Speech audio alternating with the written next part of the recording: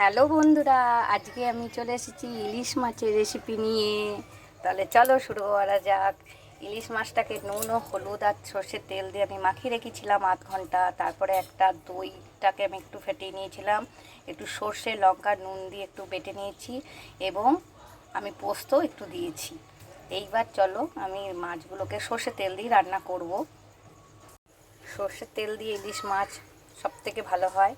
এবার মাছগুলোকে একটু মাখিয়ে নিলাম। এবার মাছের মধ্যে যে তেল আর একটু ডিম ছিল সেটাকে আমি ভেজে তুলে নিলাম, ওটা গরম গরম ভাতের সঙ্গে খাবো। এরপরে আমি তেলের মধ্যে একটু কালো জিরে, একটু হলুদ গুঁড়ো, একটু কাশ্মীরি লঙ্কার গুঁড়ো দিলাম, তার মধ্যে পেস্টটা দিয়ে দিলাম। দেখে তো আমার এখনই লোভ লাগছে। এরপরে আমি মাছগুলোকে দিয়ে দিলাম এক এক করে। হ্যাঁ, এবারে একটু ফুটতে থাকতে হবে।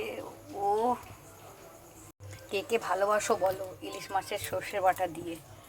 ও, আমার তো খুব ভালো লাগে। এইবার আমি বাকি জলটুকুনি যেটা ছিল সেটাও দিয়ে দিলাম। দেখো কি সুন্দর লাগছে দেখতে। বেশি এটা হলুদ দেবে না, এটা কম হলুদে একটু ভালো হয়। এইবার আমি একটুখানি কাঁচা সর্ষের তেলও দিয়ে দিলাম কিছুক্ষণ পর।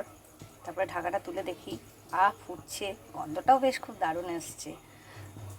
ইলিশ মাছ শুধু পেলে আমার পুরো অনেক ভাত উঠে যায়, এত ভালোবাসি না। তোমরা কে কে ভালোবাসো বললো।